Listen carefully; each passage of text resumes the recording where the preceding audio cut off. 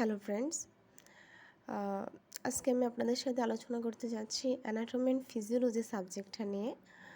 আসলে যারা মার্চে অর্থাৎ 2025 সালের মার্চে আরএন অর্থাৎ রেজিস্টার্ড নার্স এক্সামিনেশন দিতে যাচ্ছেন, তাদের জন্য আশা করি আজকের আলোচনাটা অনেক বেশি গুরুত্বপূর্ণ। যারা বিএসসি নার্সিং এবং ডিপ্লোমা ইন নার্সিং আছেন, তাদের উভয়ের জন্যই ভিডিওটা অনেক বেশি হেল্পফুল হবে। আশা করি সবাই ভিডিওটা দেখবেন। তাহলে চলুন শুরু করা যাক।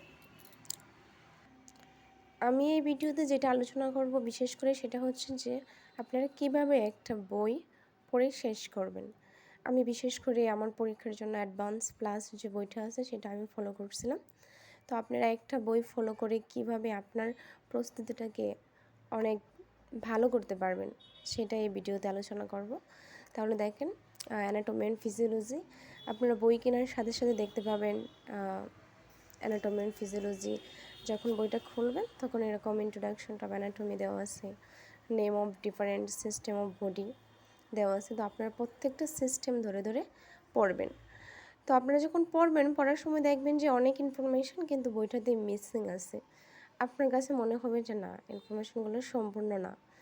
যখনই আপনার এটা মনে হবে তখনই আপনার কী করতে হবে, যে আপনার মেন বই যেটা আছে সেটাকে আপনার খুলতে হবে এবং সেইখান থেকে যে ইনফরমেশানগুলো এখানে অ্যাড করা দরকার আপনারা সেইখান থেকে ইনফরমেশানগুলো এই বইয়ে অ্যাড করে নেবেন।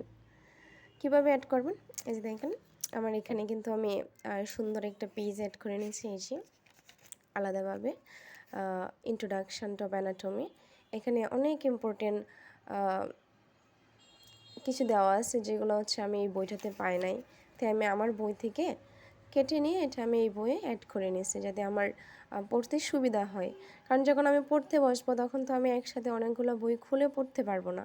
তাই যেন আমার সুবিধা হয় সেজন্য আমি আলাদা পেজ কেটে কেটে আমি এভাবে অ্যাড করে নিয়েছি প্রত্যেকটা সাবজেক্টে। তো আপনারা যদি এইভাবে যে ইনফরমেশনগুলো এই বইয়ে নাই বা মিসিং আছে, তো সেক্ষেত্রে আপনারা আপনাদের যে মেন বই আছে সেখান থেকে বা গুগল থেকে নিয়ে সেটা আপনারা এভাবে অ্যাড করে নিতে পারেন। দেখেন আমি এই যে মডিফিকেশন অফ সেল মেমব্রেন এটা অ্যাড করলাম। হিউম্যান সেলটা আমি সুন্দর করে এঁকে তারপরে অ্যাড করে নিলাম, মানে আমার বুঝের সুবিধার্থে আর কি। তারপরে ক্রোমোসোম, যেটা অনেক কিছুই বইটাতে মিসিং আছে, পরীক্ষায় আসতে পারে, ওগুলো আমি অ্যাড করে নিচ্ছি।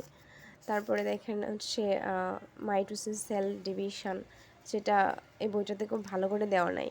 আমি বোঝার সুবিধার্থে আমি যে বইগুলো পড়েছি সেই বইগুলো থেকে কেটে নিয়ে আমি এটাতে অ্যাড করে ফেলছি। তো এইভাবে যদি আপনারা পড়েন, তারপরে হচ্ছে আপনার যেটা মনে হবে যে না এখানে আরেকটু কিছু অ্যাড করা দরকার, তো আপনারা ওইখানে লিখে রাখতে পারবেন। এইভাবে সুন্দর করে লিখে নিতে পারেন। এটা টোটালি হচ্ছে আপনার প্রিপারেশনটাকে আরও অনেক বেশি ভালো করবে, সুন্দর করবে। মানে আপনার ভিতরে একটা কনফিডেন্ট আসবে যে না, আমি সমস্ত ইনফরমেশান জানি, যেখান থেকে প্রশ্ন আসুক না কেন আমি পারবো। তো আপনারা যে বই ফলো করেন, হয়তো বা অনেকে অনেক ধরনের বই কিনেন, অ্যাডভান্স, নিউরন বা যে বই ফলো করেন, আপনারা এই কাজটা যদি করেন তাহলে আমার মনে হয় আপনাদের 2 থেকে 3টা বা 4টা বই কিনে পড়ার দরকার হবে না। এক বইয়ের ভিতরে আপনারা সমস্ত ইনফরমেশনগুলো যদি অ্যাড করে নিতে পারেন। শুধু আমি অ্যানাটমি অ্যান্ড ফিজিওলজি এই সাবজেক্টের কথাই বলতেছি না, আমি প্রত্যেকটা সাবজেক্টই এইভাবে যেগুলো আমার কাছে ইম্পর্টেন্ট মনে হয়েছে বা যে ইনফরমেশনগুলো এই বইয়ে মিসিং ছিল, আমি প্রত্যেকটা জায়গায় এগুলো অ্যাড করে নিয়েছি।